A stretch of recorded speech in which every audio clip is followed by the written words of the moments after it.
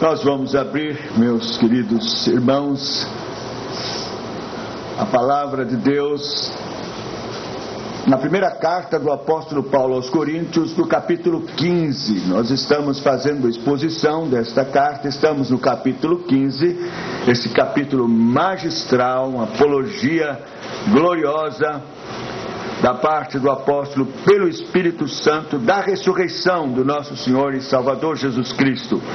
Nós vamos ler os versos 20 a 28. Não vamos expor todo, mas parte desta porção das Escrituras. 1 Coríntios capítulo 15, versos 20 a 28.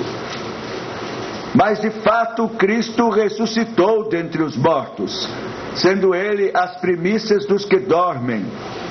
Visto que a morte veio por um homem, também por um homem veio a ressurreição dos mortos.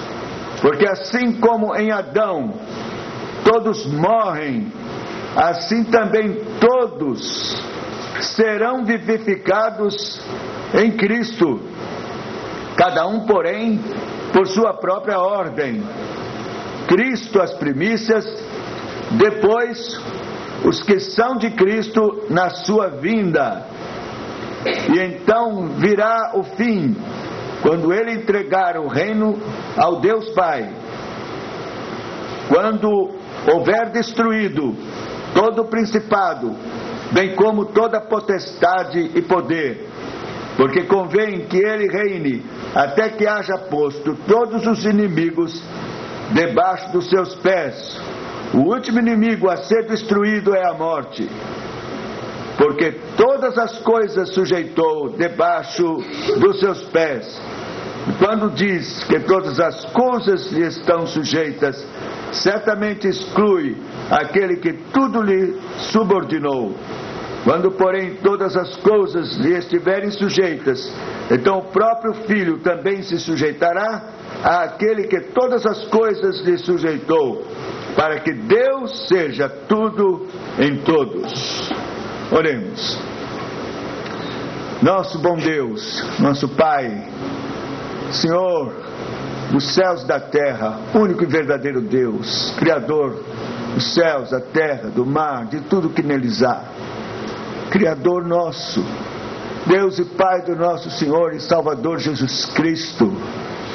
Ó santo e amado Deus, em nome do Teu Filho bendito, nosso Salvador, único mediador feito entre o Senhor e os homens, pela justiça dEle, pelo sangue que Ele derramou, e que é propiciação pelos nossos pecados, buscamos a Tua face nesta hora, Senhor, neste entardecer de domingo, dia do Senhor, como igreja reunidos, buscamos, Senhor, agora a graça que o Senhor tem, especial para os Teus servos ministros da palavra, dispenseiros de Cristo.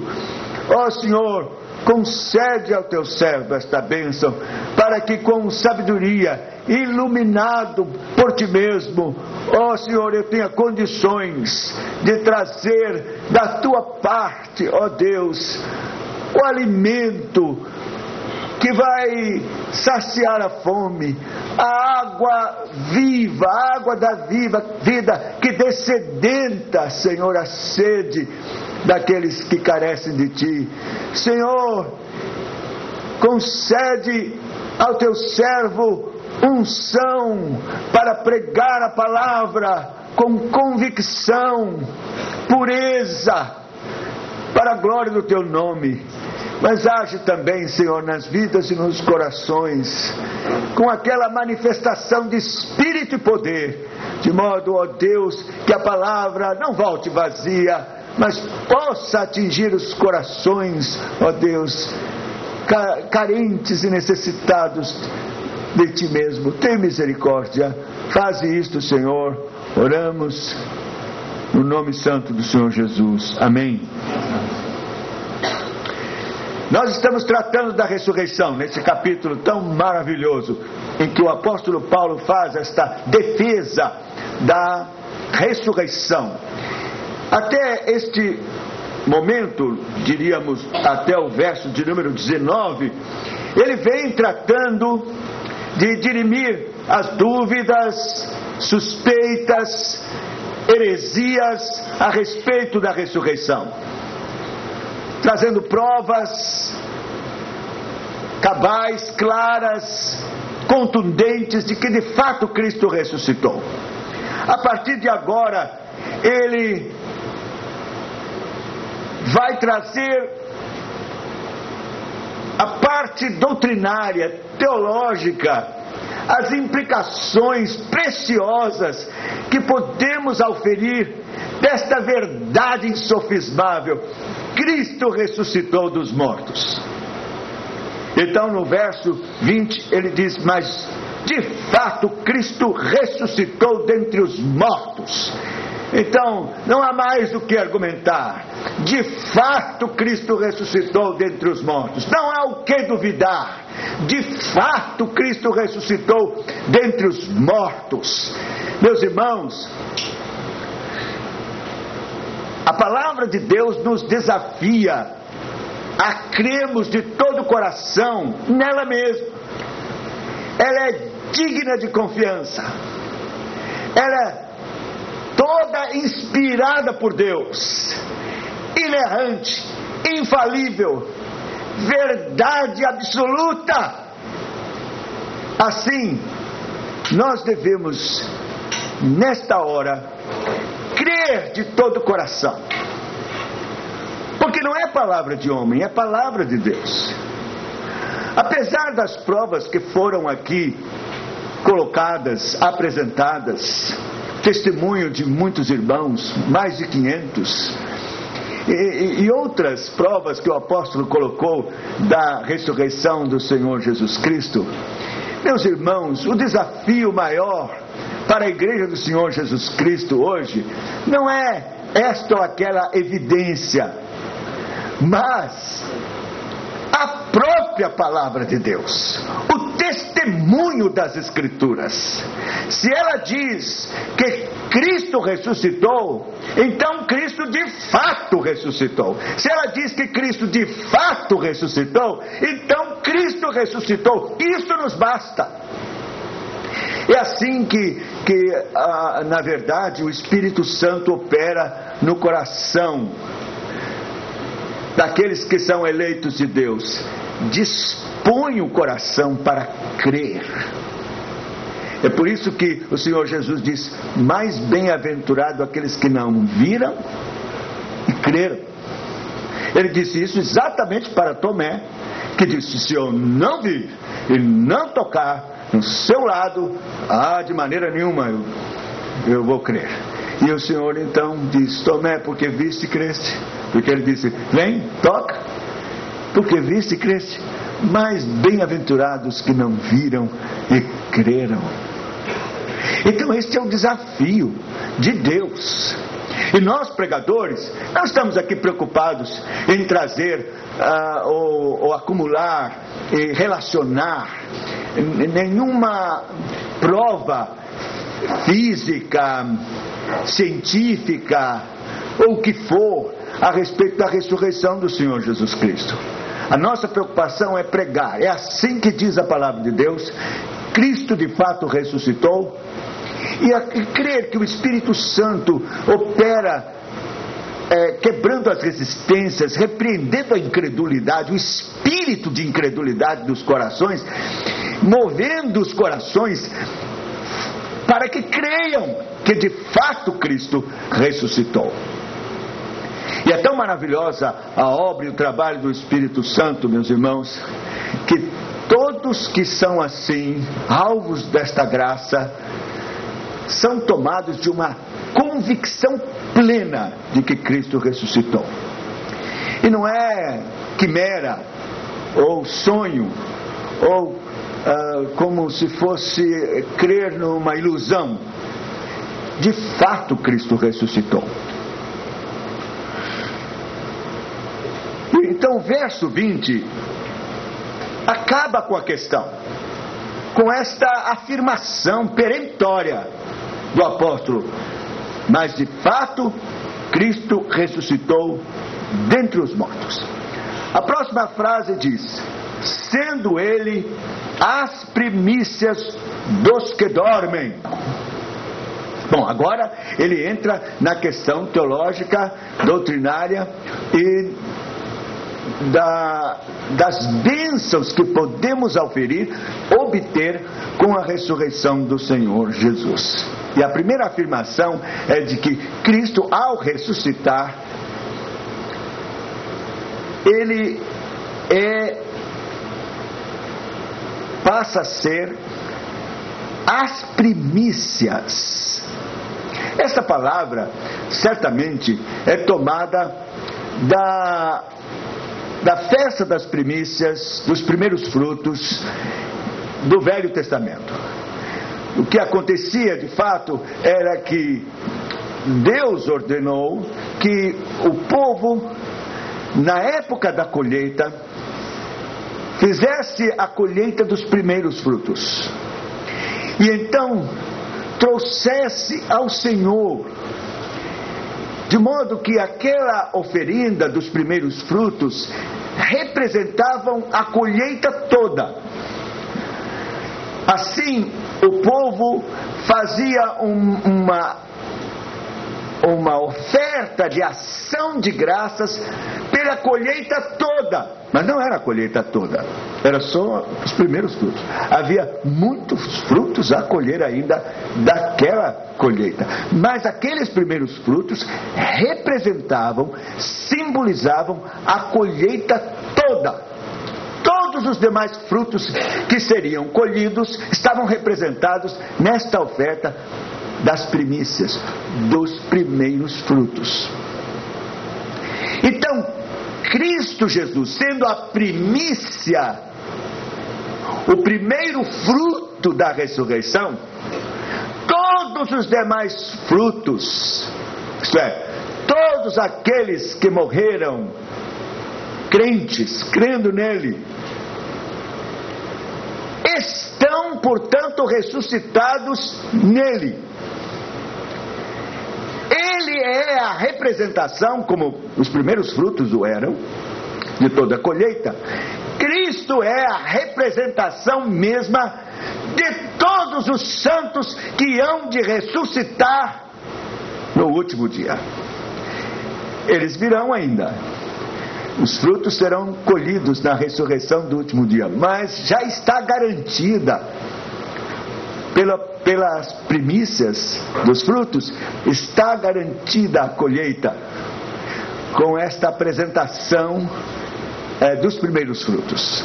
Assim, nós, quando vemos Cristo ressuscitado, temos que vê-lo ressuscitado, crer nele ressuscitado, e assim assentar no nosso coração que está garantida a ressurreição de todos os crentes em Cristo Jesus. Ele é a primícia dos que dormem, isto é, dos que morrem em Cristo. Ele é a garantia, como os primeiros frutos o eram do restante da colheita. Cristo é a garantia de todos os que morreram em Cristo. Por isso, essa figura das primícias que o apóstolo Paulo tira lá do Velho Testamento para ensinar esta lição gloriosa, que é a garantia da ressurreição de todos os crentes. Por isso, se Cristo ressuscitou, está garantida a ressurreição de todos os que morrem em Cristo Jesus. Ele vai então explicar por que foi necessário que Cristo ressuscitasse. No verso 21 em diante, ele diz: visto que a morte veio por um homem, também por um homem veio a ressurreição dos mortos. Porque assim como em Adão todos morrem, assim também todos serão vivificados em Cristo. Então a ressurreição do Senhor Jesus Cristo, diz o apóstolo, foi importante e absolutamente necessária, porque todos morreram em Adão. Vocês sabem que a palavra de Deus ensina que quando Adão comeu do fruto proibido, ele e sua mulher, ou sua mulher e ele, comeram do fruto proibido, eles morreram. Deus havia dito para eles: olha, se comerdes, certamente morrereis. Aí vem a serpente e diz: não morre não. Não. Deus está mentindo. Vocês vão conhecer o bem e o mal e tal, e ser semelhante a ele. E eles acreditaram na mentira do diabo. Eles admitiram que de fato Deus estava os enganando. E meus irmãos, veja que o pecado do homem não foi de pouca monta. Ele então rebelou-se contra Deus, fazendo um conluio com o inferno contra Deus. E ao comer, na verdade, morreu. Ele não caiu duro para trás, mas começou a morrer fisicamente a partir daquela hora. Estava decretada e determinada a degradação do seu físico, do seu corpo, até que voltasse ao pó como era, e o Espírito a Deus que o deu. Mas não só isso, ele também morreu espiritualmente. Daquela hora em diante, ele não pôde ter mais comunhão com Deus. Ele foi destituído da glória de Deus. E ele morreu espiritualmente. Embora vivo, respirando, coração batendo, andando, com energias e forças, mas morto espiritualmente. Trevas espirituais vieram sobre os seus olhos, sobre o seu coração, de modo que ele não podia mais ter comunhão com Deus. Ele foi separado da comunhão com Deus, expulso do paraíso. Uma degradação tão grande foi determinada, que estas trevas espirituais, esta morte espiritual, determinou a sua ruína moral e espiritual. Mas não foi só isso. Ele morreu também a morte eterna, o chamado na Bíblia de segunda morte. A condenação da segunda morte, da morte eterna, veio sobre ele imediatamente. Mas a segunda coisa que nós aprendemos pela palavra de Deus é que isso não foi só Adão e Eva, não foram eles sozinhos ali que morreram. A Bíblia ensina que eles representavam a raça humana toda, que haveria de sair deles mesmos. Então, quer dizer que todo ser humano que viesse de Adão, então viria já morto, porque morreu nele. Então quer dizer que todos morremos em Adão, estas mortes que acabei de explicar aqui: física, espiritual e morte eterna. Isto foi determinado, imputado sobre toda a raça humana. Em Adão todos morreram, diz a Bíblia. Ele é a cabeça federal, e assim a raça humana que veio dele morreu espiritualmente. O salmista diz: em pecado me concebeu a minha mãe. Por um só homem veio o pecado no mundo, diz a Bíblia, e pelo pecado a morte. E assim a morte passou a todos os homens. Esta é a doutrina do pecado original. Todos os homens nascem, portanto, tendo já a imputação do pecado de Adão sobre ele e toda a condenação deste pecado já sobre ele.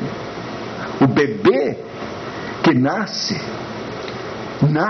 já com o pecado de Adão imputado sobre ele. E é lá na concepção. É na concepção que já o pecado é imputado sobre o bebê. É tão interessante que hoje há uma discussão: quando é que começa a vida, não é? E é lamentável que muitos estão afirmando que um feto não é uma vida, não é uma pessoa. E me admirou muito eu ter conhecimento esta semana de que o bispo Macedo tem essa opinião. Ele é a favor do aborto, é a favor da legalização do aborto, e diz então que um feto não é uma vida. É muito estranho, porque a Bíblia diz que o pecado já está no feto, é colocado, a imputação do pecado está no feto. Veja Salmo 58, versículo 3. Aqui está a prova de que um feto é uma vida, porque o feto já tem pecado.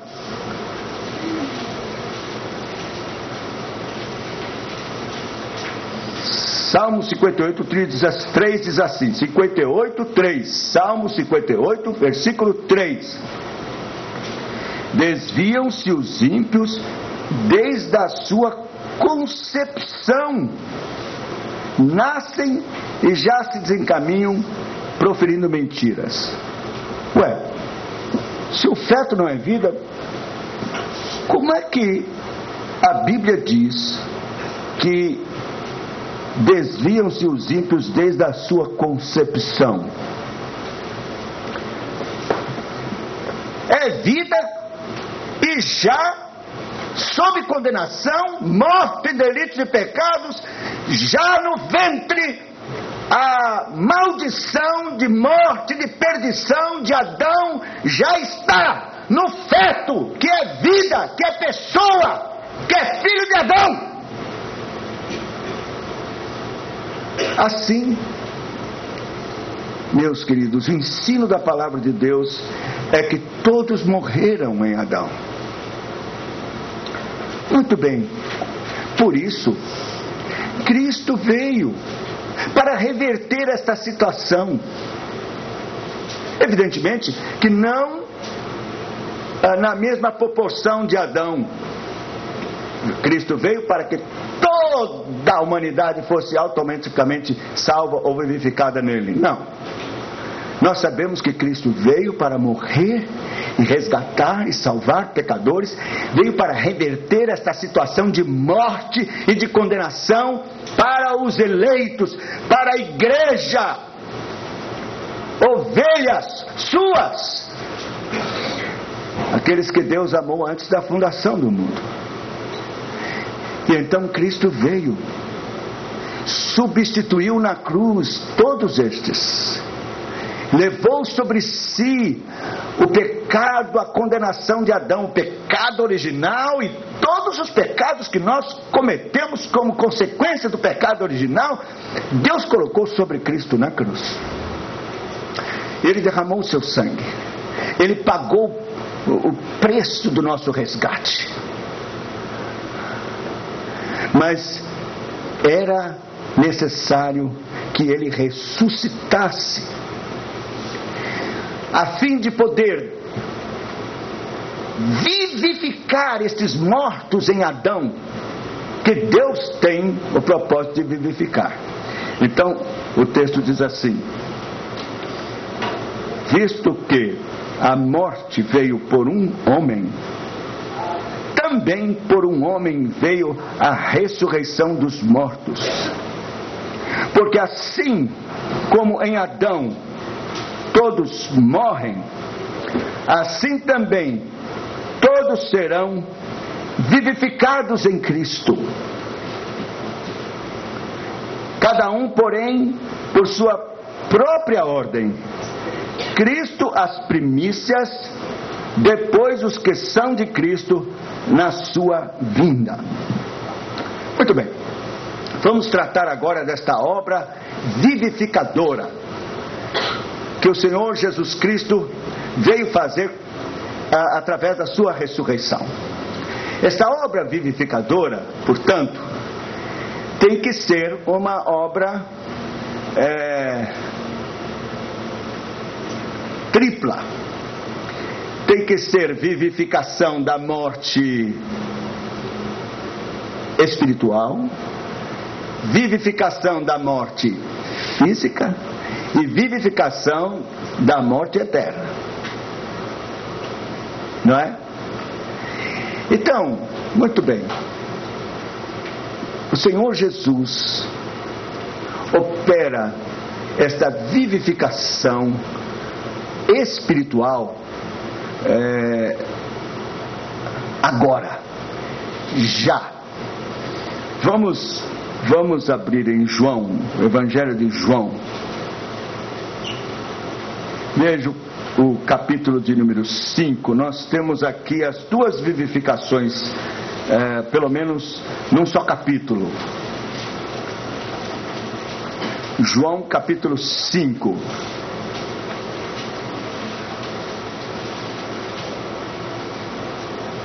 Eu vou começar no verso 24, presta atenção. Melhor, vamos começar no verso 19, porque aí a gente vê as duas vivificações aqui muito claramente. Presta atenção. João 5,19. Então lhes falou Jesus: em verdade vos digo que o Filho nada pode fazer de si mesmo, senão somente aquilo que vir fazer o Pai. Porque tudo o que este fizer, o Filho também semelhantemente o faz. Porque o Pai ama ao Filho e lhe mostra tudo o que faz. E maiores obras do que estas lhe mostrará, para que vos maravilheis. Porque assim como o Pai ressuscita e vivifica os mortos, assim também o Filho vivifica aqueles a quem quer. E o Pai a ninguém julga, mas ao Filho confiou todo o julgamento, a fim de que todos honrem o Filho, de modo porque honram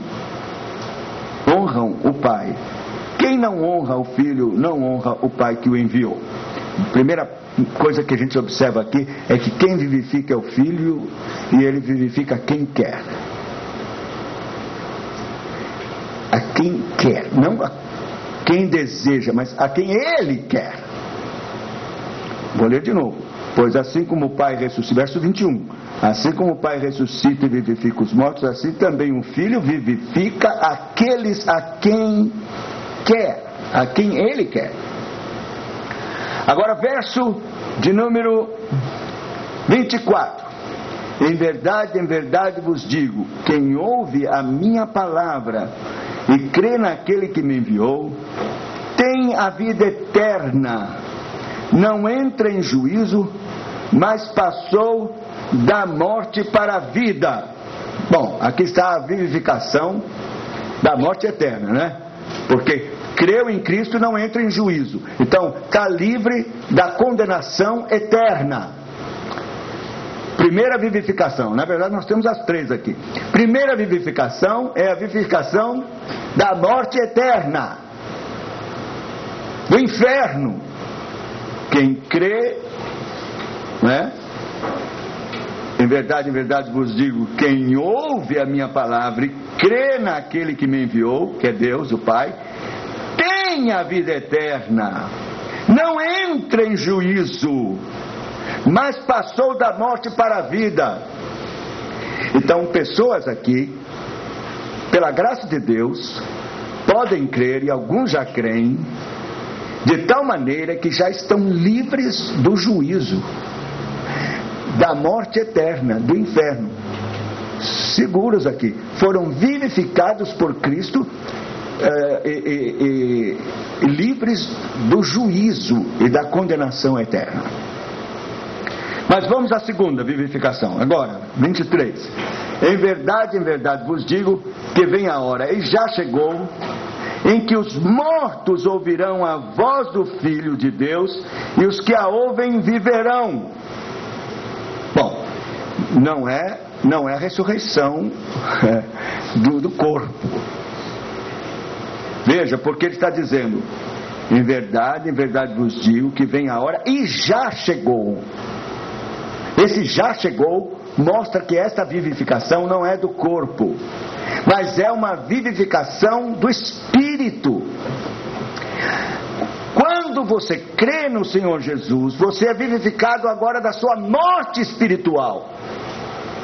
Aquela morte que lhe separou de Deus, que trouxe um véu de negritude sobre a sua mente, o seu coração, que lhe destituiu da glória de Deus, e lhe separou da comunhão com Deus, lhe alijou da comunhão com Deus. Agora, pelo Espírito Santo, Deus pode fazer você ouvir a voz de Cristo. Agora mesmo, enquanto eu estou pregando, o Espírito Santo pode já estar fazendo isso agora, fazendo com que você ouça a voz do Filho. Vem a hora, e já chegou, em que os mortos espiritualmente, mortos espirituais, separados de Deus, incrédulos, mortos, ouvirão a voz. Chegou a hora, é agora. Ouvirão a voz do Filho de Deus, e os que a ouvirem viverão. É verdade que nem todos ouvem. Nem todos ouvem. Muitos que estão aqui estão ouvindo eu falar, mas a voz do Filho vivificando não ouviram ainda. Mas podem ouvir hoje, pela graça de Deus, e serem vivificados. Deixarem de ser mortos espirituais para serem vivificados. Oh, gloriosa vivificação! Esta vivificação é a conversão mesma, não é? Maravilhosa, que faz com que a pessoa desperte dentre os mortos. Como diz lá, desperta dentre os mortos, e Cristo te esclarecerá. Desperta dentre os mortos, você então vive. Agora você vê, você enxerga, você entende, você compreende. Eu estava morto e fui achado. E então você começa a viver para Deus, para Cristo, para as coisas de Deus, para a igreja, para o reino de Cristo. A Bíblia diz, um morreu, logo todos morreram, para que os que vivam, não vivam mais para si mesmos, senão para aquele que por eles morreu e ressuscitou, Cristo. Então, esta vivificação é a conversão mesma, quando o Espírito Santo faz com que o pecador morto ouça a voz do Filho chamando, e então ele vivifica. Porque assim como o Pai tem vida em si mesmo, também concedeu ao Filho ter vida em si mesmo. Agora presta atenção. E lhe deu autoridade para julgar, porque é o Filho do homem. Não vos maravilheis disso, porque vem a hora, mas não diz que já chegou, vem ainda. Vem a hora em que todos os que se acham nos túmulos ouvirão a sua voz e sairão.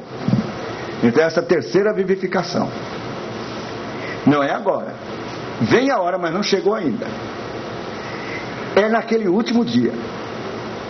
Naquele último dia, ele, o ressuscitado, a primícia dos que dormem, dará a sua ordem, a sua palavra, e os mortos nos túmulos, todos que morreram em Cristo, ouvirão a sua voz. Todos os que se acham nos túmulos ouvirão a sua voz e sairão. É verdade que essa ressurreição do último dia é uma ressurreição geral, tanto de justos como de injustos. Os justos sairão para a vida, vivificados, né? Pela ressurreição de Cristo, que é a primícia deles, vivos. Mas os mortos que ressuscitarem também neste último dia, que não eram crentes, para a perdição. Veja o verso 29 diz: os que tiverem feito bem, para a ressurreição da vida, e os que tiverem praticado o mal, para a ressurreição do juízo. Mas vejam, temos aqui nesse capítulo as 3 vivificações que o Filho opera por causa da sua ressurreição. Então, voltando lá ao nosso texto de 1 Coríntios capítulo 15, nós podemos entender o que o apóstolo Paulo está dizendo. Visto que a morte veio por um homem, também por um homem veio a ressurreição dos mortos. Porque assim como em Adão todos morrem, assim também todos serão vivificados em Cristo. Cada um, porém, por sua própria ordem. Cristo as primícias, depois os que são de Cristo na sua vinda. Então, a vivificação do túmulo, dos corpos, será na vinda de Cristo, no último dia. Esse será o dia da ressurreição de todos, mas especialmente a vivificação daqueles para quem o Senhor Jesus foi feito primícia dos que dormem. Então, meus irmãos, aqui está a glória do Evangelho. Vamos dizer assim, a promessa maior, gloriosa do Evangelho, que é vida, vivificação em Cristo Jesus, total, absoluta, não é? A vivificação da nossa morte espiritual. Deus nos reconcilia com Deus, o Cristo nos reconcilia com Deus por meio da sua cruz, e agora voltamos a ter comunhão com Ele, íntima, maravilhosa, preciosa. Estamos vivificados daquela morte espiritual, o véu negro e toda aquela escuridão da nossa mente, toda a prisão da nossa vontade ao pecado é liberta. Agora temos a luz de Cristo, fomos vivificados, não estamos mais mortos espiritualmente, mas vivos em Cristo Jesus.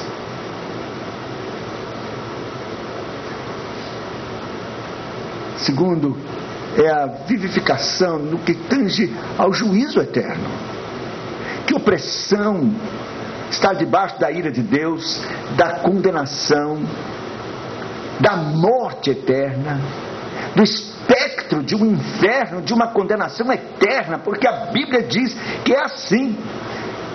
O salário do pecado é a morte, e que é chamado também de segunda morte. Se nós abrirmos em Apocalipse, no capítulo 21, versículo 8, vamos entender bem o que significa esta segunda morte. Apocalipse, capítulo 21, versículo de número 8. Quanto, porém, aos covardes, aos incrédulos, aos abomináveis, aos assassinos, aos impuros, aos feiticeiros, aos idólatras e a todos os mentirosos. A parte que lhes cabe será no lago que arde com fogo e enxofre, a saber, a segunda morte. Eu sei de pessoas que dizem assim: puxa, então eu escapei, porque eu não sou assassino, não sou incrédulo, não sou assassino, não sou covarde, não sou abominável, não sou feiticeiro, não sou idólatra, não sou mentiroso, então escapei. Ledo engano. A palavra de Deus diz claramente que todos nós carregamos estes pecados incrustados lá no íntimo, no nosso coração. E eu gosto de ler, já li várias vezes, mas vou ler mais uma vez a confirmação disso em Marcos, no capítulo 7, versículo 21.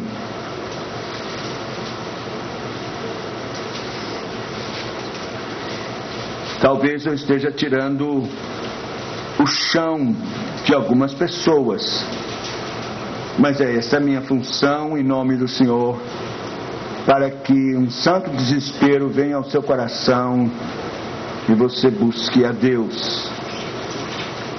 Marcos capítulo 7, versículos 21 em diante diz assim: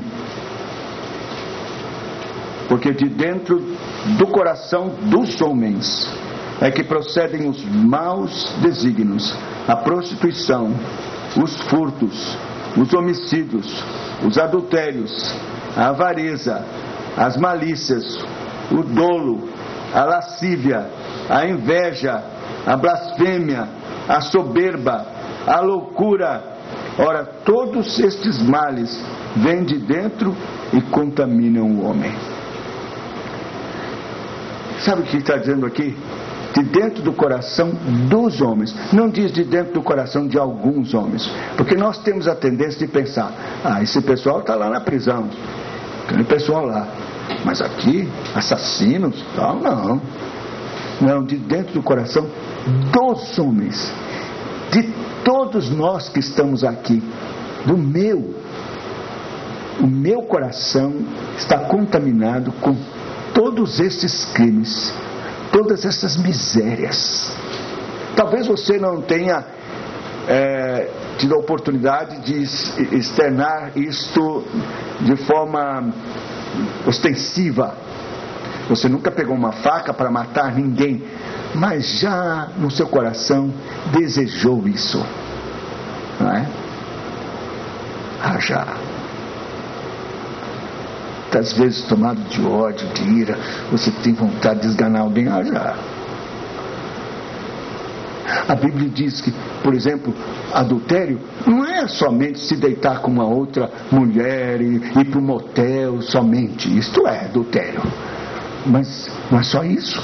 Jesus, se você olhar com a intenção impura para uma mulher, já adulterou com ela no seu coração.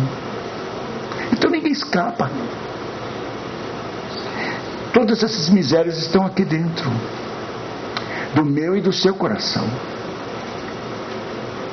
Por isso, aquele texto de Apocalipse não é assim fácil escapar, não. Só uma forma de você escapar é ser vivificado em Cristo. Ele, e somente Ele, o ressuscitado, pode lhe vivificar e tirar o espectro da segunda morte, do juízo eterno que está sobre a sua cabeça. Só Ele. Quem crê, diz a Bíblia, não será julgado. Mas aquele que não crê já está condenado, porquanto não crê no nome do Filho de Deus. Não há como escapar senão crendo em Cristo de todo o coração. E crer aqui não é só uma coisa romântica. Eu creio. Eu creio que Cristo é o Filho de Deus, eu creio. que ele morreu na cruz, eu creio, que ele ressuscitou, eu creio, mas você continua na sua. E o Senhor Jesus diz claramente que crer nele é obedecer os seus mandamentos. Você diz Senhor, Senhor, e não faz o que eu vos mando, e não fazeis o que eu vos mando. Você dizeis Senhor, Senhor, e não fazeis o que eu vos mando. Ama a Deus, diz que ama a Deus, mas não obedece os seus mandamentos, é mentiroso. Então, crer em Cristo é se submeter a Cristo. E assim você será, pela graça de Deus, vivificado. De fato, Cristo ressuscitou dos mortos, sendo Ele as primícias dos que dormem, para vivificá-los já em vida, concedendo a luz da salvação, vida em Cristo, vivificá-los, livrando-os do juízo do inferno, concedendo-lhes já agora o dom da vida eterna, pelo penhor do Espírito Santo, que é o selo da nossa salvação. Agora mesmo, livres da condenação, não há mais condenação para os que estão em Cristo Jesus. Agora mesmo, vivificado, escapou da segunda morte, foi vivificado pelo poder de Cristo. E vivificado na ressurreição, naquele último dia. Se por acaso você morrer antes que Cristo venha, e eu, todos nós, então, naquele dia, naquele último dia, vamos ressuscitar para a vida. Se você não crê em Cristo, vai ressuscitar para a morte, para a condenação eterna. Os que estiverem vivos naquele último dia, que não morreram, mas chegou o último dia, se é crente no Senhor Jesus Cristo, será revestido de incorruptibilidade. O poder da ressurreição de Cristo vivificará o seu corpo mortal, dando a você um corpo incorruptível, à semelhança do seu corpo de glória.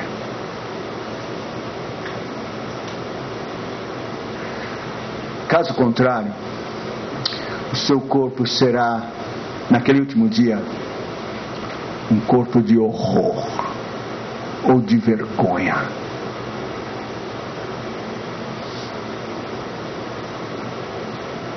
Eu nem posso imaginar que aspecto é este corpo.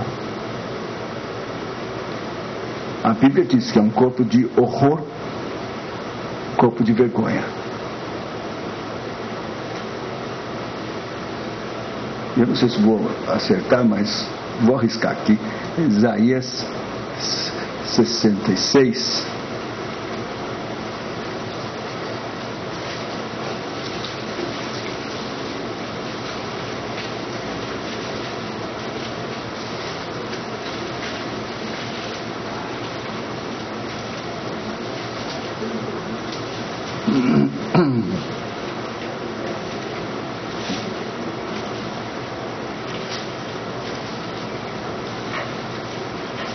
Aqui, último versículo do capítulo 66. Na verdade, último versículo do livro de Isaías. Eles sairão e verão os cadáveres dos homens que prevaricaram contra mim, porque o seu verme nunca morrerá, nem o seu fogo se apagará, e eles serão um horror para toda a carne. Os cadáveres dos homens serão um horror para toda a carne. Por isso, o convite da graça é de que você possa hoje, no tempo oportuno, de graça, de salvação, de oportunidade da graça, vir a Cristo. E assim, crer no ressuscitado. Cristo ressuscitou de fato dos mortos e se tornou a primícia dos que dormem. E o único que pode vivificar você da morte de Adão, da morte espiritual, da segunda morte do juízo eterno e da morte do seu corpo na ressurreição do último dia. Caso contrário, você não tem qualquer chance de vivificação. Continuará morto e vai ainda experimentar a morte física e ainda a morte eterna. Vai ressuscitar com um corpo de horror para lá no lago que arde com fogo e enxofre, sofrer no corpo as punições de todos os seus pecados contra Deus. Hoje, se ouvirdes a minha voz, diz o Senhor, não endureçais o vosso coração. E Hebreus também diz: como escaparemos nós se negligenciarmos tão grande salvação? Que Deus tenha misericórdia de nós. Amém.